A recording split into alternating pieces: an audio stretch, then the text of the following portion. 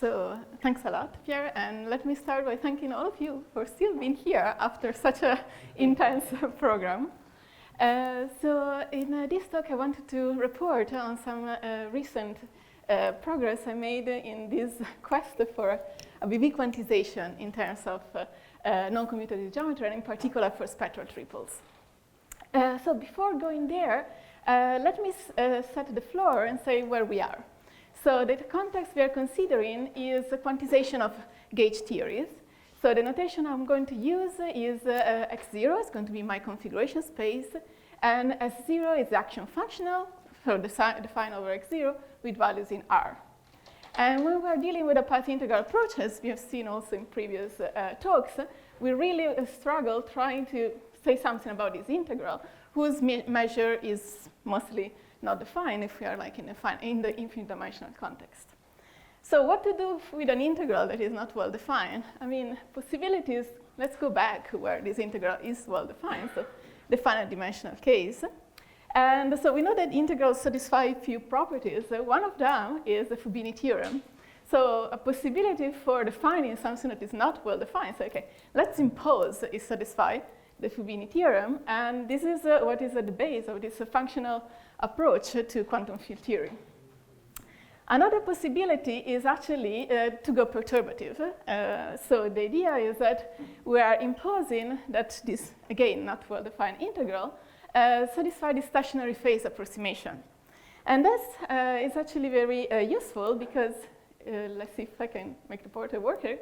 So here you see that our integral in the limit for h bar going to 0 can be rewritten as this sum, where the important thing is actually in red. So you're going to consider a sum taking over the critical points of S0. So S0 is appearing here in the exponent of the exponential. So all the rest of the terms, so you see they contain, the value of S0 in the critical points. So then there is a part with the Hessian. Actually, you consider the 1 over the square root of the Hessian. And the other terms contains expressions for the Feynman diagrams. So that sounds very promising. So it goes from something not well defined to indeed a nice sum over the critical locus of S0. But remember what's the context quantizing gauge theories, because in order to apply this, you need to have that your critical locus for your S0 is made of isolated and regular points. And the problem is when, of course, you consider gauge invariant theories that these critical points, they usually appear in orbits. So unless you're really in a trivial orbits of your gauge group, but in all the other cases, of course, your action functional is invariant on the entire orbit, so you get orbits of critical points. So then what can we do? Of course, the intuition might think like, okay, why we don't just quotient out? So we have our action, our configuration space, the action of the group, and what we're interested in is just indeed the quotient. But often, considering a quotient gives something that is not very easily to integrate. And then at the opposite side of the spectrum, there is the idea, okay, why don't we add more variables? So it might sound a bit strange an approach, because why do you want to make your life more complicated?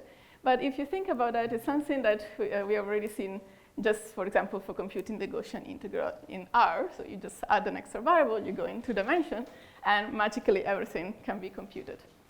So these auxiliary variables have a fancy name in physics, so they're called ghost fields. So for me, a ghost field is just an auxiliary variable characterized by two numbers. The first one is the ghost degree, just an integer. And the second one is the parity. It can be 0 or 1, and distinguish between the bosonic and the fermionic case. And of course, we like to be consistent, so the parity of the ghost degree is actually the parity of the field. Okay, a bit of history. This idea goes back to Favier and Popov. This is why you often find this ghost called the Favier-Popov ghost. So they were the first one suggesting to introduce fermionic ghost fields of degree 1. After a while, so Becky, Ruther, Stora, and Tutin independently observed that there might be cases where we need to introduce ghosts for ghosts, so ghosts of higher degree.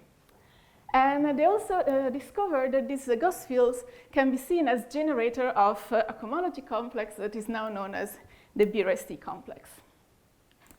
So this complex is something like well known if we just consider the case of ghost of degree 1, namely is the Chevalier-Allenberg homology. But as soon as you add the ghosts of higher order, that's get a little bit more complicated. And so the next improvement to remember is indeed the introduction of anti-Braque structure by St. Justin. And then we arrive to the BV formalism, so Bartoli and Milkovitsky. And they were the one that suggested this idea that for each ghost introduced in your theory, you also want to introduce a corresponding anti-ghost. So the idea is that even a ghost, given a ghost phi, I'm going to denote the anti-ghost as phi star. And the condition is that the ghost degree of phi star is minus the ghost degree of the ghost, minus 1. And then the parity of your anti-ghost is the opposite of the parity of the ghost. So you're really somehow doing a doubling of your structure. Oops. So each time you're introducing a ghost, you have also the companion.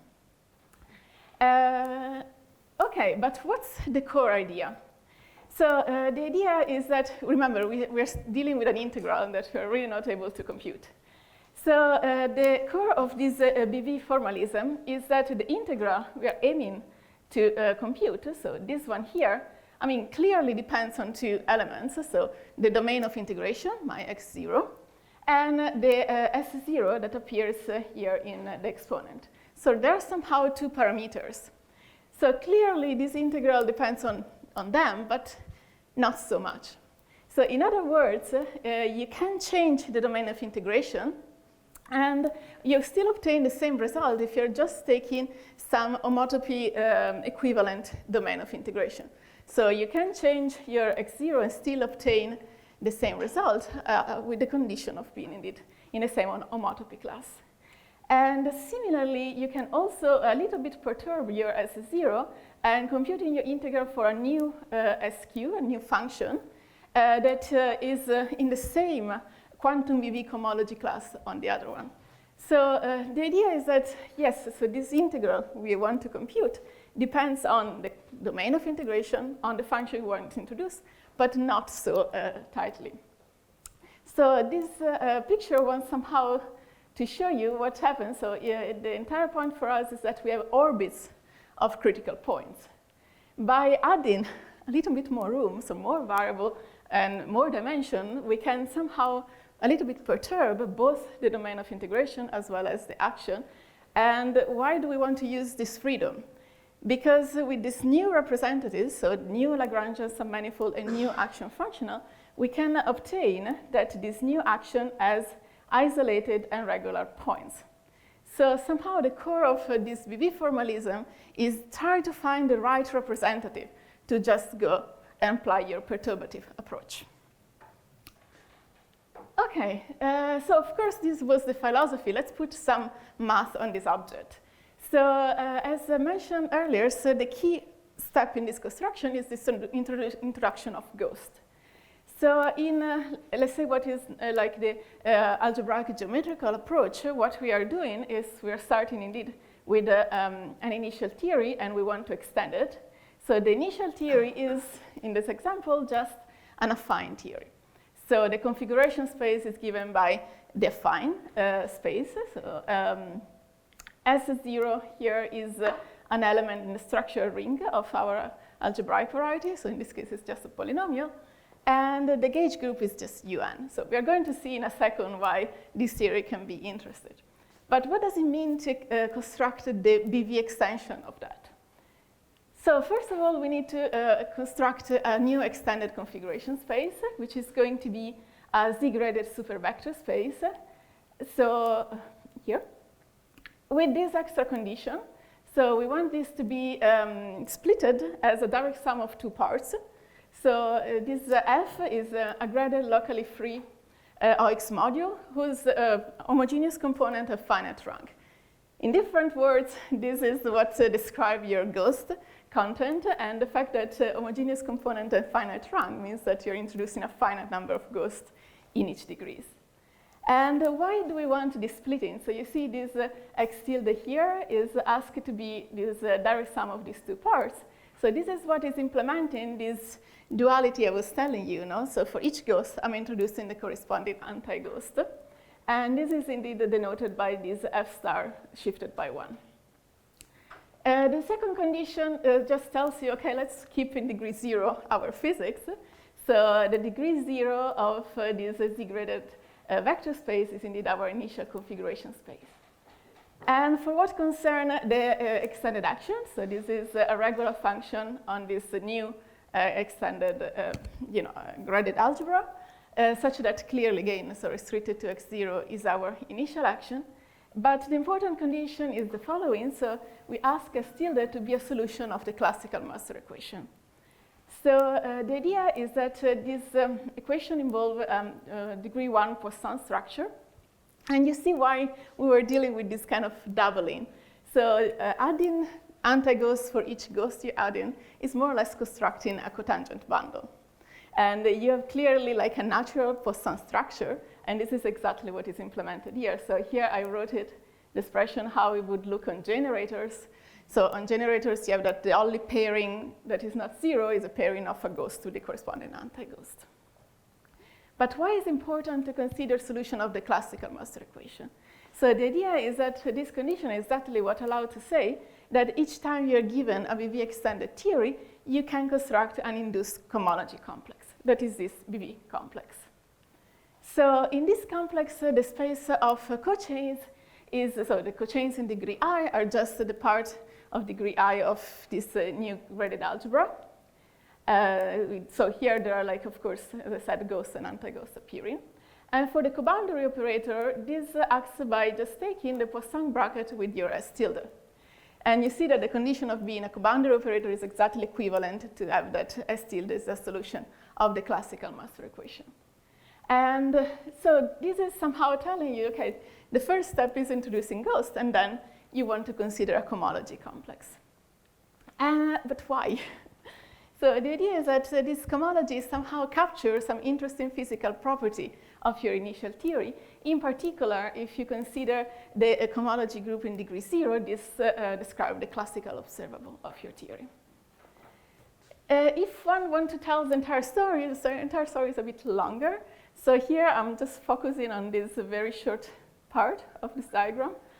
Because remember that the final goal of the entire story is to find a new action to integrate and a new Lagrangian for integration. So by the end, you want to have this new element entering. But yes, so this is like the end of the story here. But for now, I will be, as I said, focusing on this first step. And also for completeness, I should tell you that there are different ways of approaching the BV formalism. So what I was telling you is more inspired from a geometrical perspective, but then of course there are more homotopical theories of approaches to the theory. And my goal is to try to add an extra arrow here, and having also non-commutative geometry entering the picture. Okay, so let's start with what is our topic. So spectral triples from, gauge theory from spectral triples.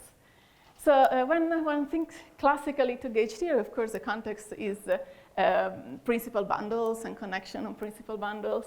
But here we are just really going to the basics. So the basic ingredient is configuration space, an action functional, and then a group acting on the configuration space and leaving the action functional unchanged. There is a classical way to associate it to any spectral triple a corresponding gauge theories, where the configuration space is just given by the inner fluctuations. So this is the finest sums of product of an element of the algebra of your spectral triple times a commutator between your operator D and another element of the algebra with the extra condition that they need to be self-adjoint. For the action functional, we can consider just the spectral action of the spectral triple, and the gauge group is given by the unitary element of the algebra. So I just put already here this, so just for reminding, so of course there are two notions of actions that for spectral triples. So there is, as I said, the spectral action here, so the trace of a function of d plus phi with a cutoff lambda.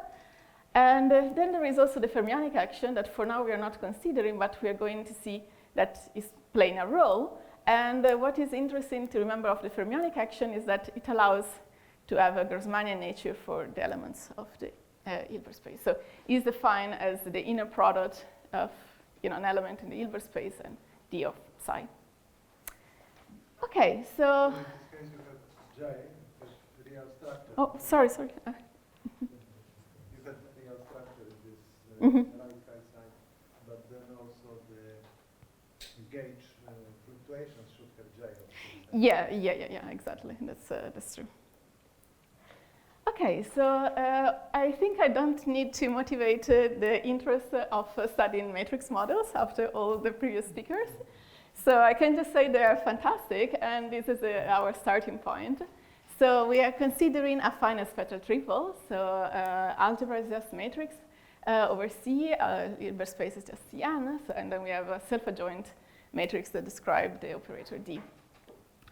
So what is the goal? The goal is try to see whether we can describe the BV construction for the gauge theory induced by the spectral triple entirely in terms of indeed spectral triple. And also try to see whether we can say something about the cohomology. So more graphically, what we want to do is to complete this diagram. So because here, so you said, okay, you can start from a spectral triple and construct the induced gauge theory. And this is more or less what I was showing you earlier, so this BV construction. And the idea is to really try to lift it completely at the level of non-commutative geometry and try to perform it just all up. And so this is, again, the model. So it's, again, this affine gauge theory. And you see that it's just coming from applying this recipe from a finite spectral triple to obtain a gauge theory. And do we really need BV? Yeah, I mean, if you actually check what is the action function also, by invariant theory, you know that for being invariant, the joint action of un, your S0 should be a polynomial in the Casimir operators. So here I just wrote the one that one can write nicely, so the quadratic case. And you can see that, of course, the origin is fine because it's the only trivial orbits of un. But as soon as you have a critical point that is not the origin, then it's a not trivial orbit. So you ended up having an orbit of critical points. So yeah, so we need to perturb and then search for a new Lagrangian, so inside the ghost sector, and a new action. Okay, so then now that we know that we have to go through that, let's try to see whether we can indeed complete the diagram. So can we express this BV extended theory as a BV spectral triple? So there are two things to notice. So first of all, finite spectral triples somehow naturally live over C, but you can imagine that if we are speaking about real variables, so somehow a real structure has to enter the game. So you see that indeed is needed. And the second, I was somehow giving a spoiler earlier. So, ghosts are, in degree 1 are fermionic variables. So we will see that what is going to play a role is indeed the fermionic action, because it's what allows us to introduce Grassmannian nature for the elements in the Hilbert space. So putting these things together, this means that if we want to perform the BV construction for spectral triple, we are going to go from our initial spectral triple to a new one that has to be a real spectral triple. But now the question to ask are these two. So, okay, how can I extract the needed information from the initial spectral triple to determine what is my ghost sector? So what are the ghost fields that I need to introduce, how many, and where should I place them in the new spectral triple that I'm going to construct? And the second question to ask and to answer actually is how we can determine this extended spectral, this extended action from our initial data. So, so this is the object that we are interested in constructing. So this is a BV spectral triple. So a BV spectral triple is, as mentioned, going to be a real one. But we're also asking something else. So we're asking that for the, if we look to the Hilbert space, this should be suitable to be splitted in this kind of expression. So it's going to be a Z-graded vector space with this doubling. And then we say that this real spectral triple with the special structure for the Hilbert space is a BV spectral triple associated to our initial one if this condition is satisfied. So imagine that you are defining this X tilde in these terms. So as I said, based on this Hilbert space, and you're using this X tilde that contains the fermionic action of your BV spectral triple, then this pair should be a BV theory for your initial theory. So this is a little bit schematic to give you the idea of what's happening. So while the way how we constructed the induced gauge theory from the initial spectral triple takes as an input the algebra for determining the configuration space, and the action is given by the spectral action, what happens in this passage from the BV spectral triple and the way to construct the induced BV theory is actually looking to the Hilbert space for determining the Gauss sector and to the fermionic action to indeed determining the BV, the solution of the classical master equation. Okay, but then how this works for the model? Can we actually find one of these BV spectral triple? So one can see that actually, I mean, somehow you were getting the feeling, so the algebra is not really playing a big role in this case, so it can be constructed a posteriori. And, but what matters is the Hilbert space, that is what is going to contain the Gauss sector. And you see that for our model, so we were starting from just Cn, that our initial Hilbert space, and the new one is a bit bigger, so it's 4 copies of M and C. So degree 0 is going to be your, fields, degree 1 you have the ghost, and then anti-fields and anti-ghost. And of course, what enters the spectral action is this half part of that. And this is just determined by looking to what is the SUN structure. So here you can also see that as just the quotient of the unitary of your initial algebra by the center. And here I wrote it explicitly because maybe some of you are more familiar with these expressions where indeed you have the ghost in degree 1 denoted by C. This is some more standard notation. So somehow the take-home message that the Gauss sector comes from the Hilbert space. The last element to describe is the Dirac operator.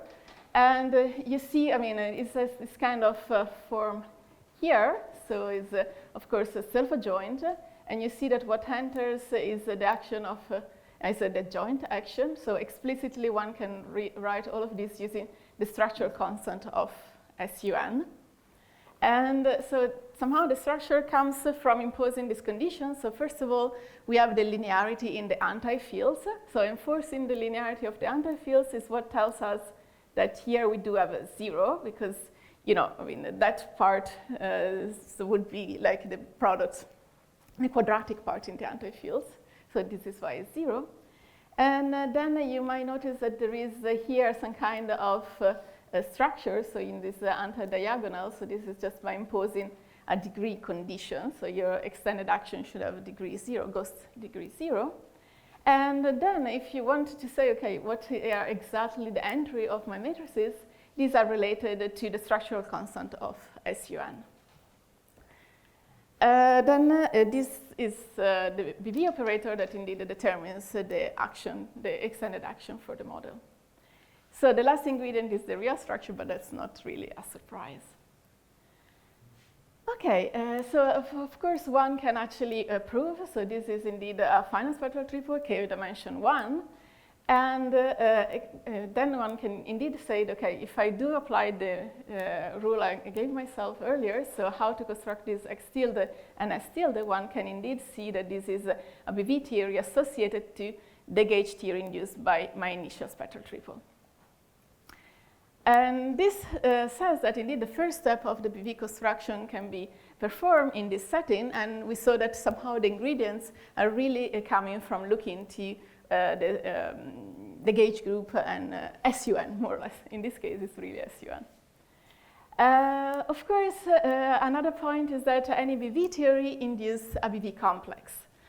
So can we also say something about, cohomology theory induced by the BV spectral triple? So this will be somehow encoding the second step of this BV construction in terms of spectral triple. And of course, the idea is to look whether there are theories that appear naturally in the context of spectral triple. And this is somehow the answer. So yes, so one can find a graded isomorphism of cochain spaces that goes from the BV complex defined by my extended theory to this complex that is some kind of Hochschild complex for co-algebras. So there is a bit of technicality in the sense that there is this one shifted that was coming from the one shifted of the Gauss degree. But one can really just go through a more or less classical construction and finding indeed a co-algebra structure and a co-module such that the degraded Hochschild complex defined in this case is really corresponding to the BV complex. So of course the question is how one determines these two objects, so this co-algebra and this co-module.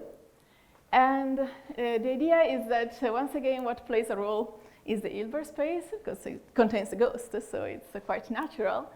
And you see that actually the co-product, it comes from here.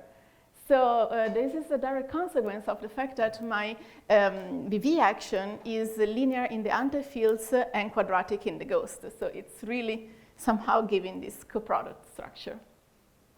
And for what concerns this co-module, this is just given by our initial fields. And the co-action is this part here, so the degree zero part of that.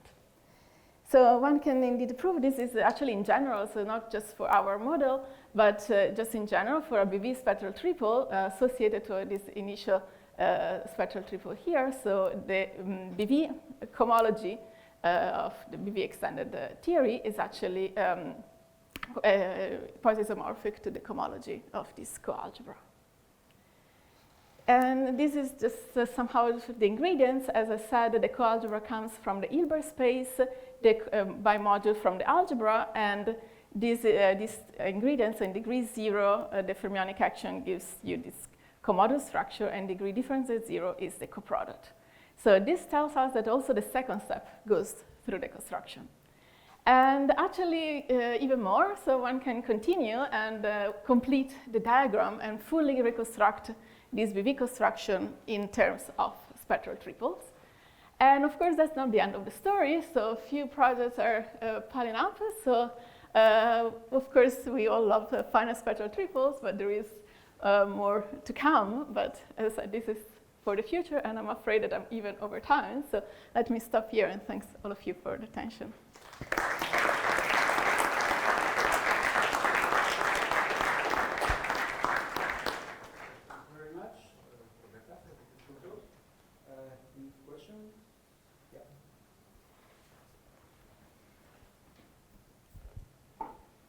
Have you thought about whether there is a Koszul resolution, or do you need the full Koszul-Tate resolution when you look at BV or BRST?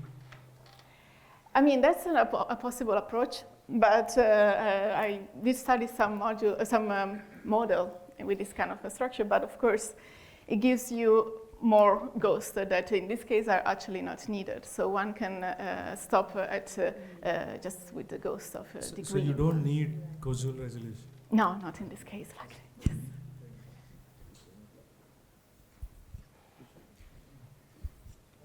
So maybe I missed somewhere, and what's the what corresponds to the master equation in your new triple spectrum? Yeah, so let's see.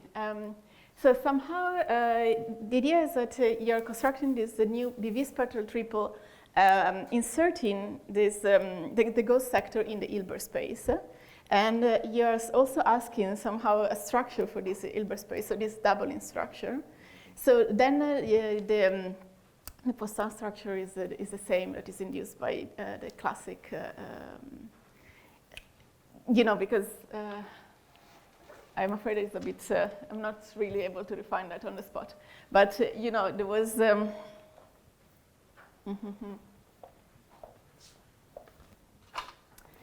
So you were asking that your Hilbert space has this kind of structure, so it's leading in the direction of cotangent bundles. So the Poisson structure is again that one. Okay, so let's thank Roberta again.